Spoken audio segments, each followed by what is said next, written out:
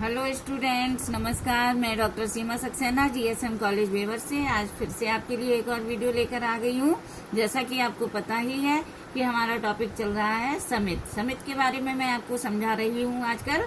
Summit का मैंने अर्थ बता दिया है। समिट जिसे हम एसोसिएशन कहते हैं, जिसका समाजशास्त्रीय दृष्टिकोण में समिट एक स्पष्ट धारणा के रूप में मानी जाती है, जैसा कि मैंने आपको समझाया था। ठीक है, मैंने समिट की परिभाषाएं भी आपको बता दी है। मैकाइवर और पेज के अनुसार एक परिभाषा बताई है, गिलेन और गिलेन के अनुसार एक बताई है, मॉरिस जिन्सबर्ग के अनुसार बताई है, और एक छोटी सी परिभाषा बोगार्डस के अनुसार बताई है। ठीक है, और इन सब का मैंने विश्लेषण भी आपको अपनी भाषा में सरल शब्दों में समझा दिया है। ठीक है, ये परिभाषाएं मैंने समझा दी है, और समिट की विशेषताएं, ठीक है, तत्व भी बता दिए हैं, विशेषताएं भी, आधार भी। विशेषताएं एक बार शॉर्ट में फिर से आपको बता दे रही हूँ कि मानव समूह है एक तो इसकी विशेषता, दूसरी है विचार पूर्वक स्थापना, तीसरी है विशिष्ट उद्देश्य, और चौथी है ऐच्छिक सदस्यता, और पांचवी है अस्थायी स्वभाव, जिसे हम टेम्परेरी नेचर के रूप में जानते हैं, और नियमों द्वारा संचालित। ये छठी विशेषता है। सातवीं विशेषता है सहयोग की भावना, जिसे कोऑपरेट करना भी कहते हैं, और आठवीं विशेषता है संगठन, ऑर्गेनाइजेशन, जिसे हम कहते हैं। ये मैंने आपको सब कुछ समझा दिया है। ठीक है, अब आता है समिति के प्रकार। समिति के प्रकार यानी कि टाइप्स ऑफ एसोसिएशन। इसके कितने प्रकार हैं, इसका वर्गीकरण कैसे होगा, ये मैं आज आपको थोड़े शॉर्ट में बताऊंगी। ठीक है, इसका वर्गीकरण है, जैसे पहला वर्गीकरण समिति के प्रकार में मैंने बताया है। पहला प्रकार है आर्थिक समितियां। ठीक है, इसे थोड़ा सा समझें। आर्थिक समितियां, इसमें क्या आता है बहुत शॉर्ट में आपको समझाऊंगी। ठीक है, आर्थिक समितियां, जैसे इनमें क्या आता है, व्यापार से संबंधित व्यापारिक समितियां इसमें आ जाती हैं। मजदूर संघ से संबंधित, जो हमारे लेबर वर्ग है, श्रमिक संघ है, मजदूर संघ है, इनसे संबंधित आ जाती है आर्थिक समितियों में। ठीक है, और व्यावसायिक समितियां आ जाती हैं, व्यापारिक भी आ जाती हैं और व्यावसायिक समितियां भी आ जाती हैं। इतनी चीजें आर्थिक समितियों में आती हैं, जैसे मैंने ये जो दो चार आपको बताए हैं, कौन से, व्यापारिक और मजदूर संघ और व्यावसायिक। ठीक है, ये इन तीनों के बारे में आप चार चार लाइन लिख ही सकते हैं। ठीक है, आपको मैंने बता दी। और दूसरा क्या है प्रकार, राजनीतिक समितियां। इसमें क्या होता है, राजनीतिक समितियां भी शॉर्ट में आपको बता दे रही हूँ। राजनीतिक समितियों में क्या होता है, इनमें केवल राजनीतिक दल ही सम्मिलित होते हैं। जो राजनीति से संबंधित दल या समूह होते हैं, वो इन समितियों में सम्मिलित होते हैं, राजनीतिक समितियों में। ठीक है, तीसरी है आपकी सांस्कृतिक समितियां। इसे भी शॉर्ट में समझ लीजिए। सांस्कृतिक समितियों में क्या होता है, इनमें क्या कौन कौन आ जाते हैं, जैसे धार्मिक समाज, हमारा जो पूजा पाठ का समाज है, हम लोग मंदिर जाते हैं, ये धार्मिक समाज जो हम पूजा पाठ करते हैं, तो इसमें सांस्कृतिक समितियों में आ जाता है, धार्मिक समाज आ जाता है। और जैसे रामकृष्ण परमहंस वाला जो मिशन है दिल्ली में चल रहा है, रामकृष्ण मिशन का, ये इसमें आ जाता है। यानी कि धर्म से संबंधित जो भी हैं वो इसमें आ जाती हैं। अब आपका आता है शैक्षणिक समितियां। इसमें क्या वो होता है, इसमें क्या क्या आएगा, जैसे समाज शास्त्र, समाज के बारे में सारा कुछ आ जाएगा। और परिषद जो होता है, इसके बारे में भी इस समिति में बता सकते हैं हम। और वैज्ञानिक संघ, वैज्ञानिक जो हमारा विज्ञान है, इसके संदर्भ में भी इस समिति के अंतर्गत आता है।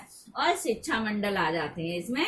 शिक्षा मंडल जो भी है वो इसमें आ जाते हैं, किसमें, शैक्षणिक समितियों में। ठीक है, अब आती है आपकी मनोरंजनात्मक। ठीक है, ये वाली पांचवा प्रकार है मनोरंजनात्मक समितियां। इसमें कौन कौन सा आ जाता है, इनमें क्या आता है, व्यायामशाला। मनोरंजन होता है, हम लोग व्यायाम योग करते हैं, तो उससे सब इकट्ठे होकर जिम में जाते हैं या अपना एक्सरसाइज करते हैं, व्यायामशाला जिसे हम कहते हैं। तो इसमें मनोरंजन से संबंधित जो भी होता है वो आ जाता है। जैसे क्लब हो गया, क्लब में हम लेडीज भी जाती हैं, और जेंट्स का क्लब अलग होता है, कोई खेलता है, कोई कुछ करता है, ताश कोई खेलता है, कोई लूडो खेलता है, कोई बैडमिंटन खेलता है, कोई कैरम बोर्ड खेलता है। मतलब क्लब में जो भी खेल से संबंधित होते हैं, वहां पर अपनी अपनी लेडीज का संघ अलग होता है, और जेंट्स का अलग होता है, तो बहुत अच्छा लगता है वहां पर।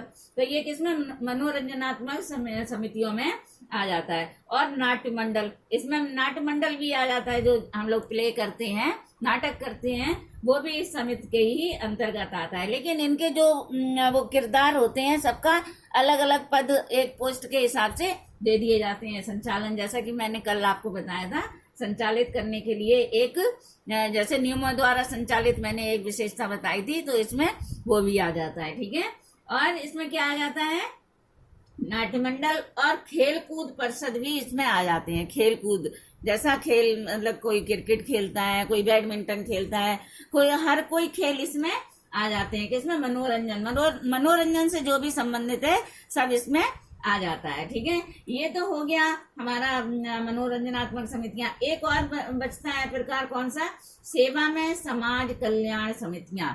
सेवा में समाज कल्याण समितियां, इसको आप लोग ठीक से याद करें, सेवा में समाज कल्याण समितियां। ये इसमें क्या क्या आ जाता है इनमें, जैसे अनाथालय होते हैं, जो मतलब एक समाज के लिए कल्याण किया जाता है समाज का, जैसे अनाथालय हो गया, सबसे बड़ा उदाहरण है अनाथालय। ठीक है, एक हो गया हरिजन सेवक संघ, जो हमारा हरिजन सेवक संघ होता है वो भी इस समिति के अंतर्गत ही आता है। और कानूनी सलाहकार समिति भी इसमें आ जाती है, जैसे जो एडवाइस देते हैं वकील लोग, तो उनकी सलाह, जो कानूनी सलाहकार समिति है वो भी इसमें ही आ जाती है। किसमें, सेवा में समाज कल्याण समिति के अंतर्गत। और आदिवासी कल्याण, जो आदिवासी कल्याण परिषद है, वो भी इसी में आ जाते हैं। तो ठीक है, ये मैंने आपको शॉर्ट में समझा दिया। पूरे प्रकार आप इस तरह से लिखेंगे, और अगर नहीं भी समझ में आए होंगे तो मैं आपको फिर दोबारा से ये टॉपिक समझा दूंगी। तो ये समितियों का एक वर्गीकरण, टाइप्स ऑफ एसोसिएशन, ठीक है, ये मैंने आपको समझा दिया है, जिसके 7 प्रकार हैं। इसे आप ठीक से समझ लें। अब ऐसे इससे ही संबंधित एक प्रश्न बनता है कि क्या परिवार एक समिति है। ठीक है, ऐसा क्वेश्चन आ जाता है, ये बहुत इंपॉर्टेंट क्वेश्चन है, 3 नंबर का आता है। क्या परिवार एक समिति है, इज फैमिली एन एसोसिएशन। ठीक है, ऐसा क्वेश्चन आता है, सभी बच्चे जानते ही हैं। और फर्स्ट ईयर में भी आता है, सेकंड ईयर में भी आता है, फाइनल में भी आता है। ये हमारा टॉपिक बहुत ही महत्वपूर्ण चल रहा है, समिति। तो इसमें आप कैसे करेंगे, क्या परिवार एक समिति है, तो इसमें थोड़ा सा मैं बताऊंगी 2-4 लाइनें। जैसे इसमें आप ऐसे लिख सकते हैं कि परिवार को कुछ लोग एक समुदाय मानते हैं, जो हमारी फैमिली है इसे हम लोग एक छोटा समुदाय के रूप में मानते हैं। हमारा परिवार एक समुदाय है, परिवार को हम समुदाय के रूप में मानते हैं, जबकि वास्तव में यह एक समिति होती है। परिवार एक समुदाय नहीं है, बल्कि एक समिति है। जैसे इस फैमिली एंड एसोसिएशन, परिवार क्या है, एक समिति ही है। ठीक है, इसे समुदाय हम लोग मानते हैं, लेकिन परिवार वास्तव में क्या है, एक समिति है। परिवार को जो व्यक्ति समुदाय मानते हैं, उनका मत क्या है, जो व्यक्ति परिवार को समुदाय मानते हैं, उनका मत है कि व्यक्ति का जीवन मृत्यु तक परिवार में ही व्यतीत होता है। जो मनुष्य है उसका जीवन जन्म से लेकर मृत्यु तक परिवार में ही व्यतीत होता है। ठीक है, इसलिए परिवार एक समिति के रूप में, संस्था के रूप में मानी जाती है,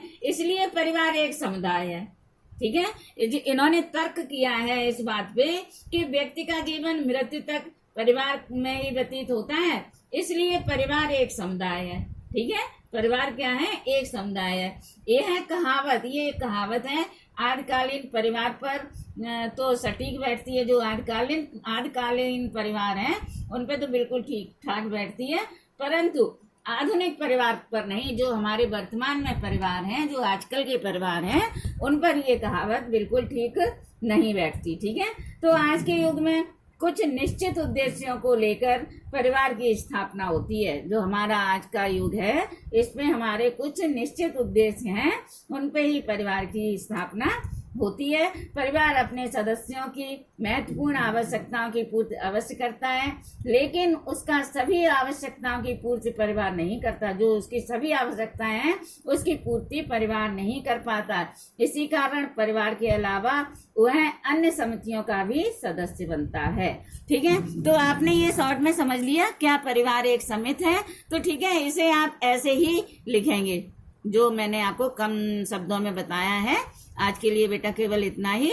ओके, धन्यवाद।